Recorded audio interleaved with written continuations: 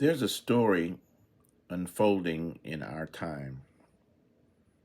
It begins with a belief that some have that believe that God sometimes chooses unlikely rulers to shape history. They point to an ancient king from the Bible named Cyrus of Persia. Cyrus was not a part of Israel. He was not a prophet. But according to the book of Isaiah, God still used him to accomplish a purpose. Because of that story, some modern religious voices have compared the main political leader of this country to Cyrus, saying, God can use a flawed ruler to accomplish his will. And that is where our journal begins today. Hi, welcome to the Watchman's Journal. I'm Sean McMullen. In Washington, powerful men are speaking about destiny. Some Christian nationalists look at Donald Trump and say, he is our Cyrus, a man chosen not because he is perfect, but because he's strong. Around him stand voices that reinforce this story. People like Pete Hegseth, people like Mike Huckabee, ambassador to Israel, and many political pastors and commentators who tell believers that America has a special role in God's plan. To them, politics is not just politics, it's prophecy. And prophecy, they say, is unfolding in the Middle East. Far away from television studios and church pulpits stand the soldiers, American soldiers, Israeli soldiers, Iranian soldiers, young men and women carrying rifles, wearing body armor, walking through deserts older than the Bible itself. Most of them are not thinking about prophecy. They're thinking about their families, about survival. They're thinking about getting home. But in the story told by powerful voices, these soldiers are not just soldiers. They are cast as warriors in a cosmic battle. At the center of the story stands a city, Jerusalem, a city sacred to Jews, Christians, and Muslims.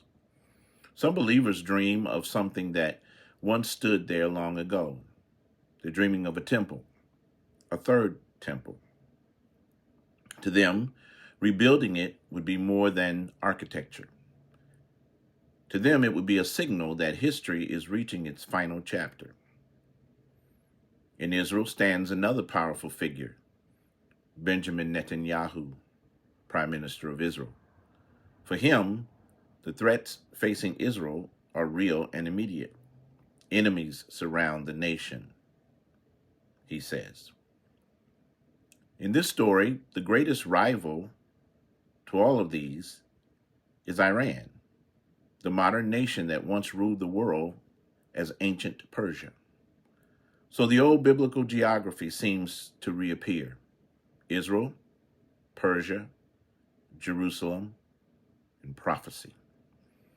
And suddenly, ancient language returns to modern politics. Across the region stands Iran, a nation with thousands of years of history, a civilization that once produced poets and scholars and empires, still does. In the biblical imagination of some believers, Persia was once the kingdom of Cyrus.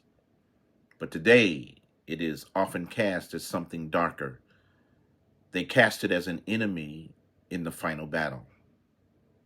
Yet, within Iran, there are also ordinary people, families, students, workers, and soldiers, as I said earlier. The quiet communities of believers who worship in secret. Yes, there are believers in Iran.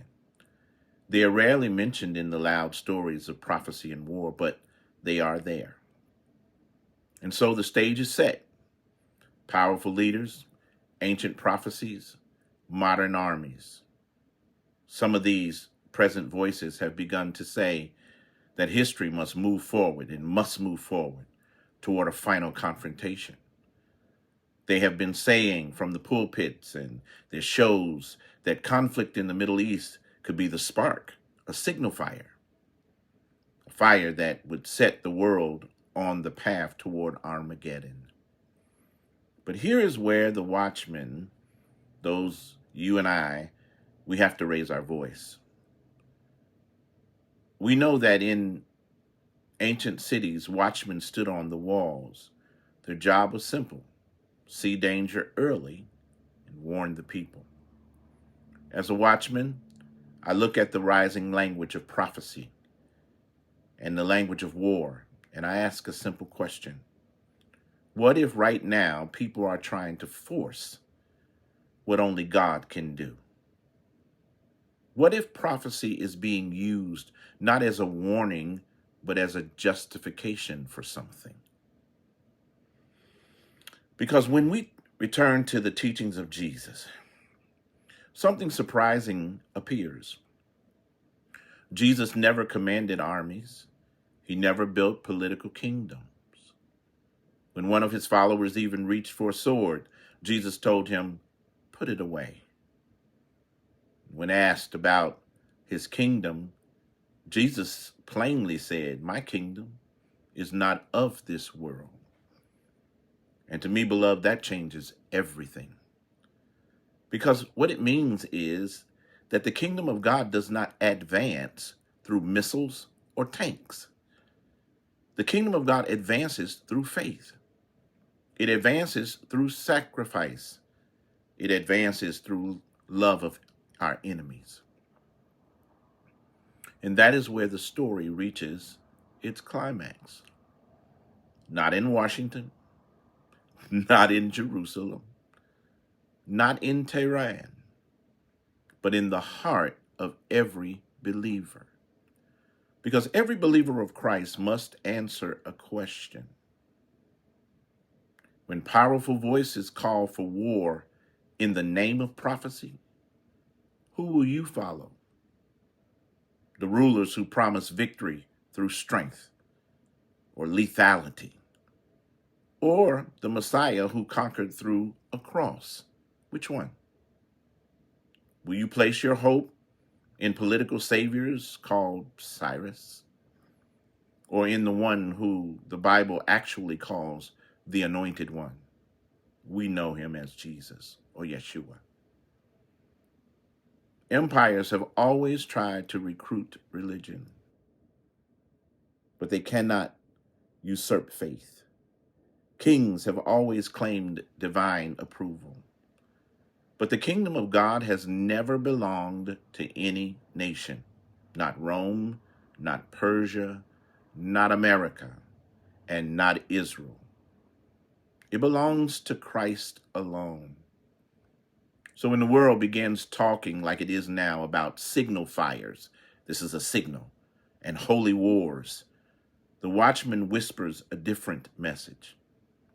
When the state and the church merge to force a physical kingdom through blood and soil, the believer must retreat to the kingdom not of this world. The greatest threat to the believer is not the enemy in Tehran, but the apostasy in the pews that calls for blood in the name of God. To stand as a true watchman is to stand outside the camp, bearing the reproach of Christ and refusing to bow to the image of the beast, which in our time is a religion that has traded the cross for the conqueror's sword. Did you know that the soldiers are being told that this is a holy war? It has been reported recently. Here is the unvarnished discourse on how a believer positions themselves against the 2026 Cyrus delusion. Do not light the fire. Be the peacemakers. because the kingdom of God will not come through the weapons of men. It will come the way it always has, quietly, through the heart that refuses to bow to power, power other than God. Choose the cross instead of the sword. I'm Sean McMullen. This has been the Watchman's Journal.